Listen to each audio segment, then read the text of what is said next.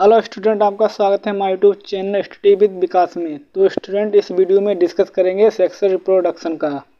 जो मैंने इससे पहले वीडियो बनाई थी उसमें डिस्कस किया था ओवेलिया, क्लासिफिकेशन और हैबिट एंड हैबिटेट और मॉर्फोलॉजी के ऊपर बनाया था। और इस वीडियो में डिस्कस करेंगे सेक्सुअल रिप्रोडक्शन के बारे में। और स्टूडेंट, अभी तक आप लोगों ने वो वीडियो नहीं देखा है, अगर पहले वो वीडियो देख लें फिर इस वीडियो को देखना और चैनल को प्लीज़ सब्सक्राइब कर दें।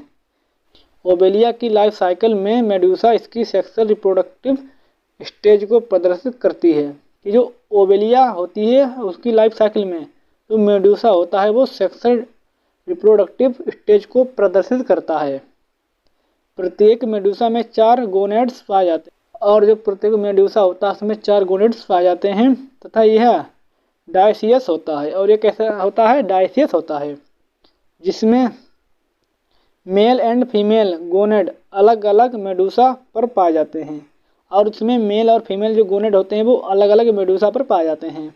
प्रत्येक गोनेड में रिप्रोडक्टिव सेल स्थित रहती है और जो प्रत्येक गोनेड होता है उसमें रिप्रोडक्टिव जो सेल होती है वो प्रेजेंट होती है, जो गैमेट्स का फॉर्मेशन करती है और उसी के द्वारा गैमेट्स का फॉर्मेशन होता है।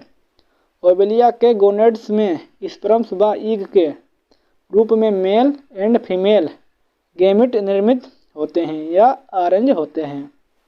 यह गैमेट्स मुख के द्वारा डायरेक्ट जल में स्वतंत्र हो जाते हैं।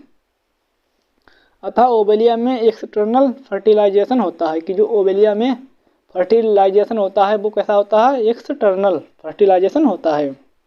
जल में मेल व फीमेल गैमेट्स एक दूसरे के साथ फ्यूजन करते हैं, जिसके बाद जाइगोट का निर्माण होता है कि जो जल में मेल और फीमेल गैमेट्स एक दूसरे के साथ क्या करते हैं? फ्यूजन करते हैं और उसी के द्वारा जाइगोट का निर्माण होता है, जो लगातार विभाजन की क्रिया करके मल्टी सेलुलर एम्ब्रायो का निर्माण कर देता है कि जो जाइगोट होता है वो लगातार विभाजन करता है और क्या करता है? मल्टी सेलुलर एम्ब्रायो का निर्माण करता है। इसके अंतर्गत प्लेनुला लार्वा आता है, वो देखते हैं। ओवेलिया की लाइफ साइकिल में अप्रत्यक्ष विकास होता है, अतः इसकी लाइफ साइकिल में लार्वा प्राप्त होता है और जो इसकी लाइफ साइकिल होती है उससे क्या प्राप्त होता है? लार्वा प्राप्त होता है, जिसे प्लेन्यूला लार्वा कहते हैं और इसी को ही प्लेनुला लार्वा कहा जाता है। यह लार्वा जल में स्वतंत्र रूप से तैरता रहता है, जिसकी बॉडी पर अनेक लोकोमोटरी स्ट्रक्चर्स जैसे सीलिया पाए जाते हैं कि जो सीलिया होता है वो लोकोमोटरी स्ट्रक्चर होता है, जो अपनी बाह्य आकृति में पॉलिप के समान दिखाई देता है। और यह कैसा दिखाई देता है? पॉलिप के रूप में दिखाई देता है। कुछ समय तक यह लार्वा स्वतंत्र रूप से जल में तैरने के बाद कायांतरण शुरू कर देता है। अब देखते हैं alternation of generation.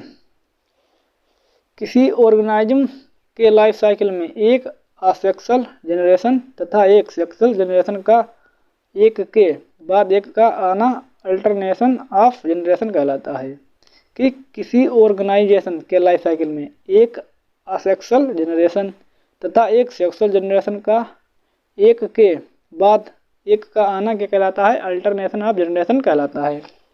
Phylum Coelenterata के सदस्यों में होने वाला अल्टरनेशन ऑफ जनरेशन सामान्य रूप से मेटाजेनेसिस कहलाता है।